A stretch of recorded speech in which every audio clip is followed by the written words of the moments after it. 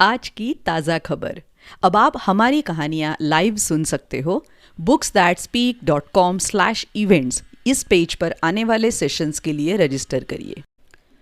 Books that speak में आप सभी का स्वागत है। क्या बेसुरा के गाने से धरती डोलने लगी थी या फिर भूकंप आया था? ये जानने के लिए सुनिए दिलचस्प जानकारियों से भरी गुदगुदाने वाली ये चुलबुली कहानी, धमाल का भूचाल। Original story Appu's giant earthquake by Pratham books. कहानी लिखी है सुदेशना सोम घोष। चित्रांकन आइंद्री सी। हिंदी में अनुवाद ऋषि माथुर। कहानी का वाचन आसावरी दोषी। ये कहानी है एक असुर की, बेसुरा जिसका था नाम, और गाना गुनगुनाना था उसका मन चाहा काम। ये कहते हुए शुरू की अप्पू ने अपनी दास्तान। दीदा यानी नानी, पिया और भोलू बैठ गए सुनने खोलकर कान। बेसुरा को गाने में बड़ा मजा आता था, लेकिन उसके साथी असुरों को उसका गाना जरा भी नहीं सुहाता था, अप्पू ने बताया। इसलिए बेसुरा को उन्होंने भेज दिया दूर पहाड़ की चोटी पर, ताकि बेसुरा के बेसुरे आलाप और तान से ना होना पड़े उन्हें परेशान। अप्पू दीदा के बड़े से पलंग पर चढ़ गया, जैसे जा पहुंचा हो ऊंचे पहाड़ के ऊपर। फिर बनाकर अपनी आवाज असुर जैसी डरावनी भारी, अप्पू ने तान छेड़कर की बेसुरा की तरह गाने की तैयारी। सा।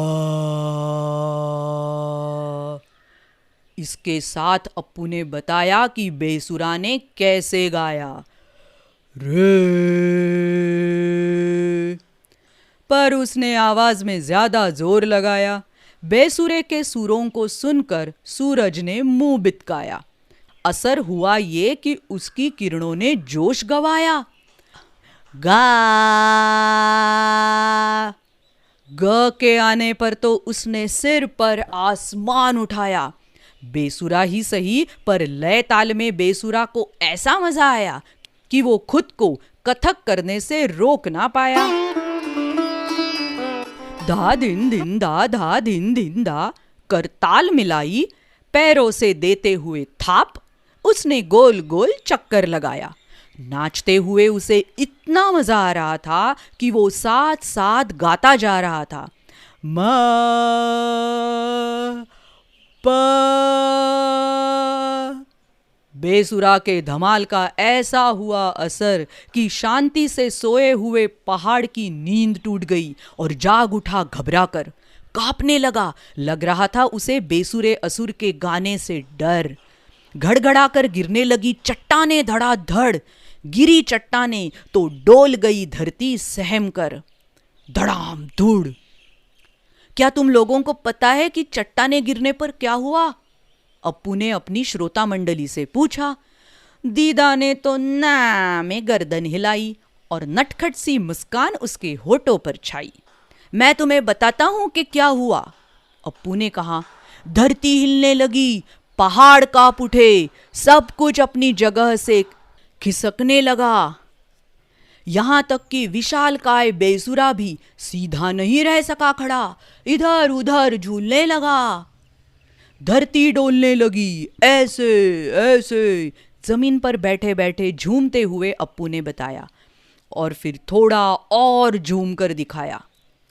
तभी सचमुच धरती डोलने लगी। पलंग ऐसे हिलने लगा जैसे बेसुरा की कहानी में पहाड़ हिल रहे थे। अप्पू, अपना राग आलापना बंद करो, पिया चीखी। तुमने पहाड़ को डरा दिया। सारा कमरा हिल रहा है, अप्पू ने कहा। अरे मैंने थोड़े ही कुछ किया। दीदा, अप्पू और पिया की बोलती बंद हो गई। यहां तक कि भोलू भी भौंकना भूल गया। तभी एक और झटका लगा, पहले से ज्यादा तेज। देखो, फर्श हिल रहा है, अप्पू ने चीखते हुए कहा। ये सब बेसुरा की माया है, पिया चिल्लाई। नहीं रे, दीदा ने शांत रहते हुए कहा। भूकंप आया है। बाहर भागने का समय भी नहीं है हमारे पास, झटपट पलंग के नीचे घुस जाओ, दीदा ने सुझाया। सारे के सारे दीदा के ऊंचे से पलंग के नीचे दुबक गए और सब ने कसकर पकड़ लिया पलंग का एक एक पाया। फिर भी डोलती रही धरती की काया। धड़ा धड़ धड़ धड़ धड़ धड़ धड़ धड़ धड़ गुड़ियाएं अलमारी में न रह सकी खड़ी, लड़खड़ाते हुए नीचे आन पड़ी। छप छपाक जग में भरा पानी अपने आप छपाके के साथ बाहर निकल आया। ओ! जमीन हिलती देख अप्पू चिल्लाया। आऊ! भोलू ने पुकार लगाई। लग रहा था वो डरा डरा। अप्पू को ऐसा लग रहा था जैसे उसके पेट के अंदर ही कूद फांद कर रहा हो ये बेसुरा। कुछ देर बाद जमीन का हिलना थम गया। दीदा ने सोचा कि जरा 2 मिनट ठहर कर देख ले कि कहीं जमीन फिर से ना डोल उठे, लेकिन अब तक सब कुछ पहले जैसा जमा जमा ठहरा ठहरा लगने लगा था। जमीन का हिलना डुलना बंद हो चुका था। सारे पलंग के नीचे से बाहर निकल आए। अब हम बाहर चल सकते हैं, दीदा ने कहा। क्या अब हमें जल्दी से बाहर जाने की जरूरत नहीं है? अप्पू ने पूछा। तभी जब तुम्हें पता हो कि बाहर जाने का रास्ता बहुत पास हो, दीदा ने बताया। अगर तुम ऊपर के तल पर हो या किसी मजबूत इमारत में हो तो किसी मेज या मजबूत पलंग के नीचे छुप जाओ और उसके पाए पकड़ लो ताकि वो तुमसे जाए ना दूर। कुछ ना मिले तो कमरे के किसी कोने में दुबक जाओ और खिड़कियों दरवाजों से रहो दूर, क्योंकि बल्ब और पंखे जैसी चीजें गिरकर तुम्हारे ऊपर हो सकती है चकनाचूर। अप्पू, दीदा, पिया और भोलू अपने घर से निकले बाहर। मुंडेर से कुछ गमले गिरकर हुए थे चकनाचूर और बेकार, और घर की बाहरी दीवार चटकने से पड़ गई थी दरार। लोग सड़क पर जमा थे और आपस में कर रहे थे एक ही बात कि कब तक रहे घर से बाहर, कैसे बीतेगी रात। अप्पू ने एक गिरा हुआ पौधा उठाया।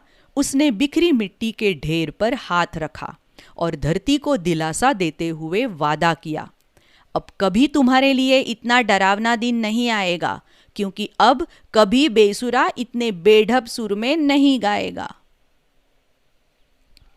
बच्चों, क्या वास्तव में बेसुरा के गाने के कारण धरती डोली थी? नहीं, भूकंप तो तब से आते रहे जब से पृथ्वी है। जब पृथ्वी ग्रह नया नया बना ही था तब भी धरती हिला करती थी। पृथ्वी की सबसे ऊपरी परत यानी जो मिट्टी और पत्थर चट्टाने हैं, जिस पर पेड़ पौधे और जीव जंतु बसे हैं, उसे क्रस्ट कहते हैं। इसके काफी नीचे दूसरी परत है जिसे मैंटल कहते हैं। इसके नीचे अंदरूनी और बाहरी कोर भी होते हैं। क्रस्ट और मैंटल का ऊपरी भाग कई टुकड़ों में बटे हुए हैं जिन्हें टेक्टोनिक प्लेट्स कहते हैं। ये प्लेट्स धरती की सतह के नीचे बहुत गहराई में होते हैं और मैंटल की सतह पर बहुत धीरे धीरे खिसकते हुए एक दूसरे से रगड़ खाती है।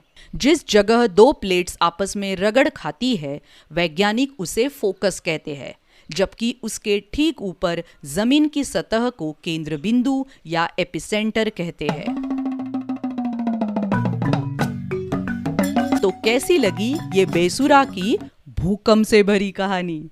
तो और ऐसी बहुत सारी कहानियाँ सुनने के लिए बुक्स दैट स्पीक इस चैनल पर ज़रूर आइएगा, यूट्यूब पर और अलग अलग पॉडकास्टिंग चैनल्स पर। Website www.booksthatspeak.com। मिलते हैं अगली कहानी में। बाय बाय, शुक्रिया।